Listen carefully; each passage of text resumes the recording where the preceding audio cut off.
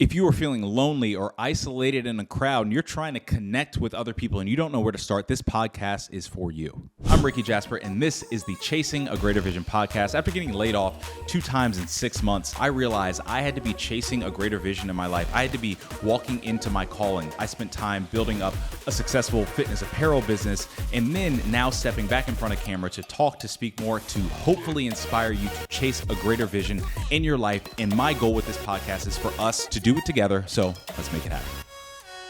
Welcome back to the Chasing a Greater Vision podcast. I'm your host, Rickey Jasper. Today's topic and what we're talking about is isolation.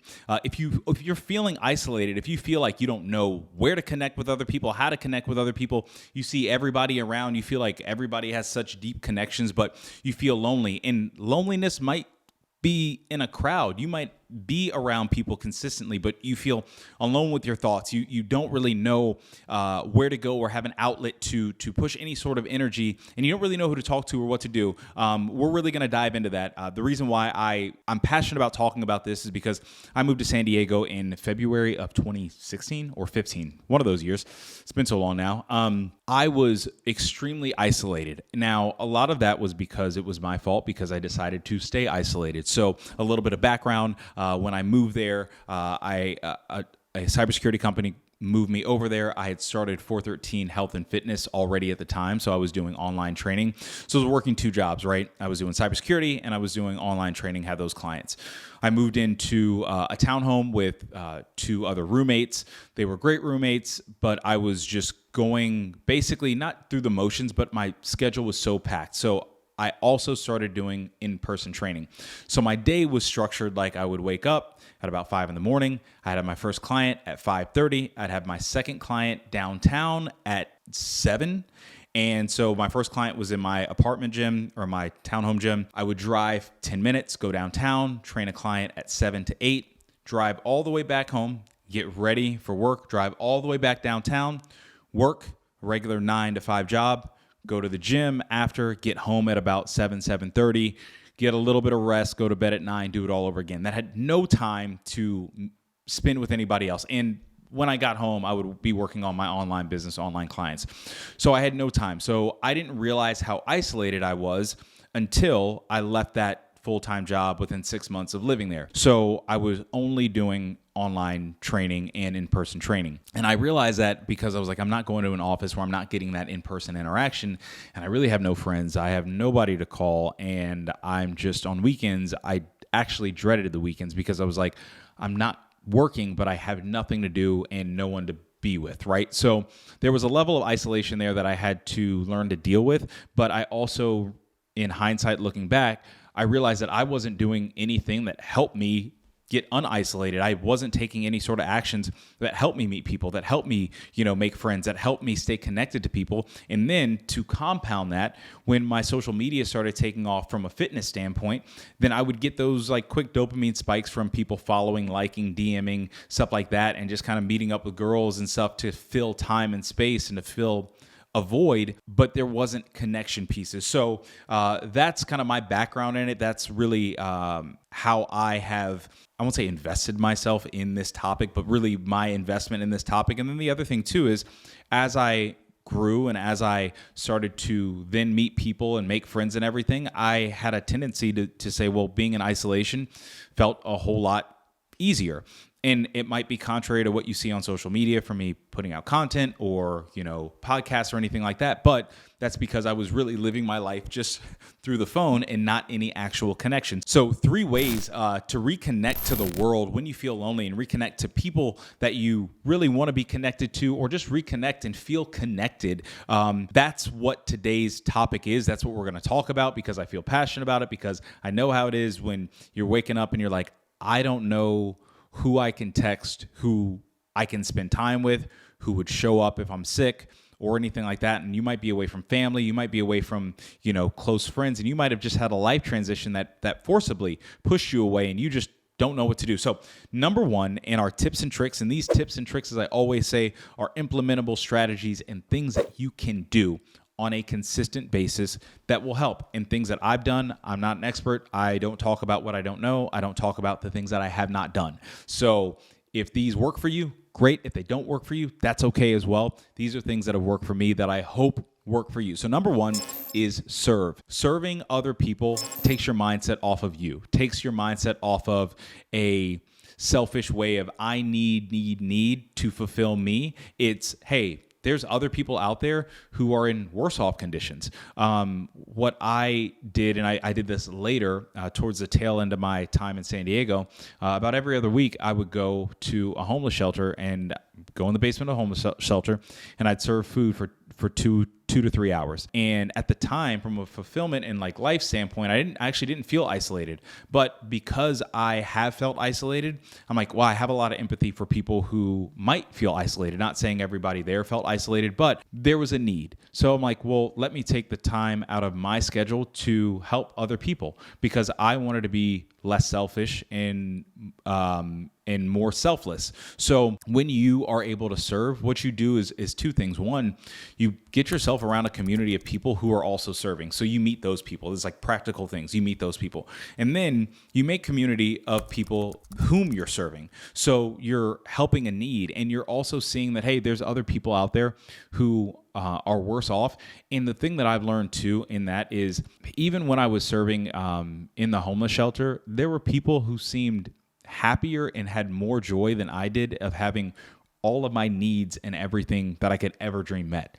And I was like, man, that's a crazy, crazy thing. Like, people who are relying on other people for their meals or whatever are just happy, joking, joking with me, joking with people around them, always smiling, so thankful. And I was like, man, am I missing something in life, right? So when you serve, you're able to then look at your situation and look at everything that you have and see how grateful you were. I was able to look back and be like, wait, I had the ability to move to a beautiful and very expensive area. I had the financial ability to do that. I had the ability to walk away from a full-time job because I was running a successful online fitness apparel or online fitness business at the time, online personal training business. Let me get it right. I was able to realize, hey, I'm actually blessed to be in a situation where I can build the life that I want.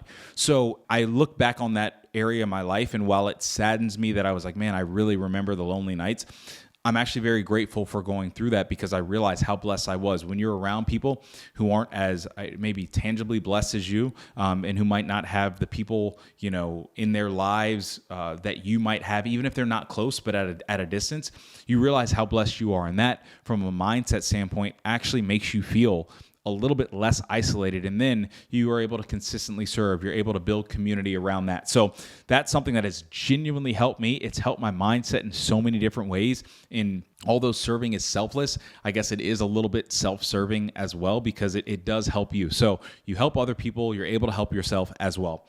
Number two, and the most fun one, is just get awkward. Try something new. It doesn't kill you or hurt you to try something new. Trying something new, even if you feel awkward or whatever, it is what it is. When I lived in D.C., or I lived in Arlington, Virginia, which was right next to D.C., before I moved to San Diego, I was kind of going through that loneliness thing too, where I was like a year or two after college, and I was like, I'm trying to kind of, after college, you're with everybody, and then everything disperses, and it's like, yeah, you hang out with your friends here or there, but my day-to-day, I was like, I'm trying to kind of find and meet new people or find my place, right? And I just went to a bunch of meetup groups, and I would never forget, I did one meditation meetup group, and it was like a pretty cool thing. It was like, I'm in this place, I'm meeting these people, I'm doing this like meditation thing. I did, intramural sports, different things that I probably naturally wouldn't have done, but then I was able to build community. I was able to meet people. And even if I was like, oh, this crowd isn't for me, what I did was I got myself in the habit of being around people on my own. I like to talk to people. I feel like I can talk to anybody now and just have a conversation, but it's a byproduct of, because when I lived in San Diego and when I really started meeting people there, and even in Arlington, when I really started putting myself out there, I felt like I developed the skill set to just really talk to people and have just conversations. And I can easily talk to a camera. I can easily talk to a crowd of people who are not talking back to me. I say I'm an extroverted introvert. Like, if I need to be on, I can be on. But usually I just like to spend time by myself and, in peace and quiet, and kind of do my own thing. And that doesn't always bode well in making connections, because sometimes you just have to put yourself out there. So, trying something new, being awkward, having a conversation, striking up conversation with, people at the grocery store. Yes, it sounds cliche, and yes, it sounds kind of awkward, but it's like, hey, how's it going? Good morning. How's your day going? Those different things, they get you in the habit of seeing, when you see people, you see an opportunity to connect, and you see connection pieces. For me, when I was in San Diego, I always kept my mouth shut. At work, I really kept my mouth shut. I really didn't go to lunch with my coworkers. I didn't talk to people at the gym because I would always have my headphones on. I was always locked in. And I realized everything that I do, I was always locked in. And if you look at your life and your day, more often than not, you're pretty locked into your own world. I have a friend of mine, won't say his name, won't call him out, but we talk about this extensively, and he's like, out there, he's trying to date and stuff like that, hasn't found a whole lot of success, but he's like, man, I'm going to these coffee shops, and, I'm putting myself out there during the day because I work from home, but I'm just want to be out with the people, and, maybe meet a nice young lady at a coffee shop or just strike up conversation. I was like, okay, cool. And he's in tech, and I was like, how many monitors do you bring to the coffee shop? He said, well, I bring 2. I said, do you have your headphones on? He said, yeah. I said, so you have 2 monitors that are blocking your face and your headphones on, and you're in a public place. I was like, do you seem approachable to anybody? I was like, I know you. You're one of my best friends, and you would not even be approachable to me, because I'm like, you must be in the zone on a meeting doing something where I don't want to break your focus, right? So getting awkward might be just unplugging.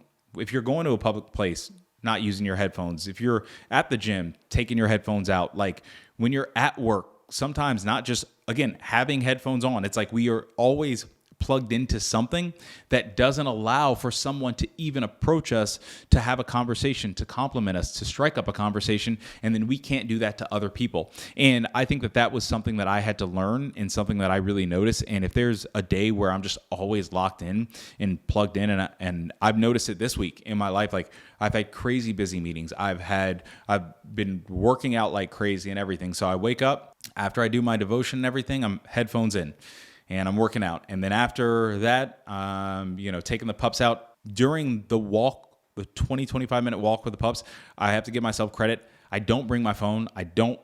No headphones. And I'm like, this is a really weird feeling, because I'm just like going through life, living, listening. When people are walking by me, saying good morning, I'm striking up conversations, and I'm like, well, I feel connected. Then I go into work mode, and I'm like headphones on, either I'm in meetings or I'm listening to, music as I'm working. And so over time, that ends up wearing on you, and you can't connect. So what I do, and what I have a practice of doing, is after that, I'm like, hey, headphones off. I'm not really listening to content or whatever. I'm just connecting with who's around me. And for me right now, it's like my fiance, pups, we walk around, some of our best friends are now neighbors, like really genuinely connecting with people. So get awkward, take the headphones out. Don't always be on your phone, on your laptop, so you can actually give a space for people to connect with you. If you take inventory of how often you are locked in, you'll realize that, wow, man, people can't connect with me because I'm not giving an invitation to connect because of how locked in I am. And number 3, if you are in this phase of life, online date. It's how Carly and I reconnected. I don't know if I talked about this, but her and I met actually in person. She was the first girl that I actually met in person in San Diego. We worked in the same building. Long story short, we would always see each other, smile. I got on the elevator one day, and boom, she was there, the only person on the elevator. I introduced myself. I got her number. Later on that day, I texted her and said, hey, do you want to go to lunch later this week? She politely declined. She said she was on the outs with someone, which I really respected, and we didn't see each other at all. When I tell you at all, for 3 years. I had left the company that I was at a few months later.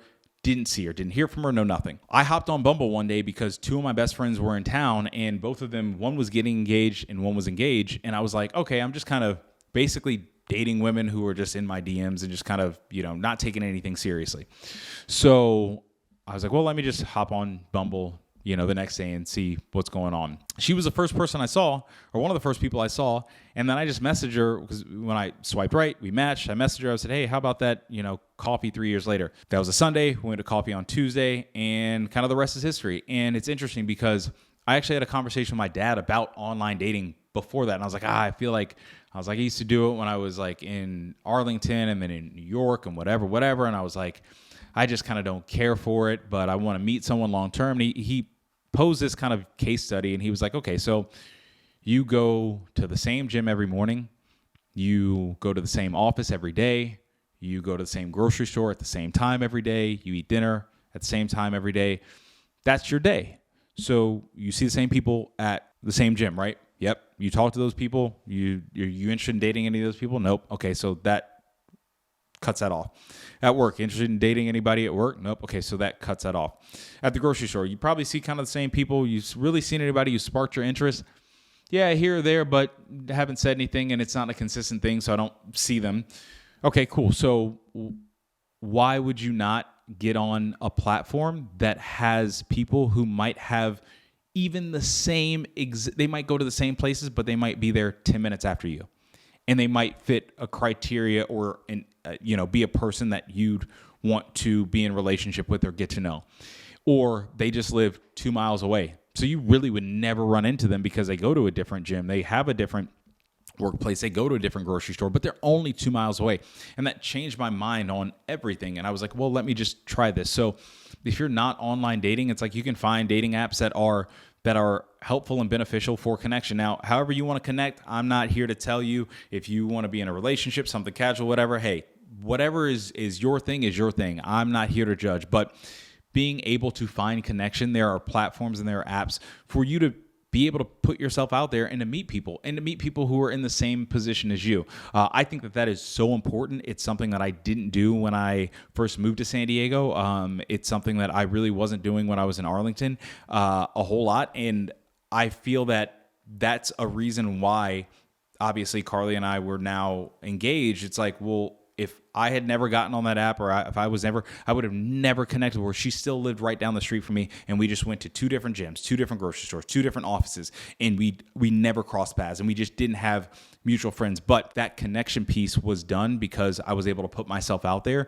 and be on a dating app and just be awkward. And all of this from an isolation standpoint, I think that it's so important to connect with other people because I said this before, we live in a time where we are so connected, but we are so disconnected in an area where you can really first serve and help other people who need help, who need what you have and who have less than you have. That connects you to people that are wanting to serve as well. And it connects you to people who need what you have. And then you have that deeper appreciation for what you have. And then second, really getting awkward and just being like, hey, this might feel weird. Going to this one meetup group might feel weird, or doing this one, activity or sport might feel weird, or, just trying new things or saying hello to people who I never typically would at the grocery store, at the gym. It might feel weird, but it's a practice that helps you connect. Or if you're wanting to date, but you're just like, I'm just kind of, I don't want to be on these apps. Well, hey, hate to say it, but nowadays, it is a great way to meet people.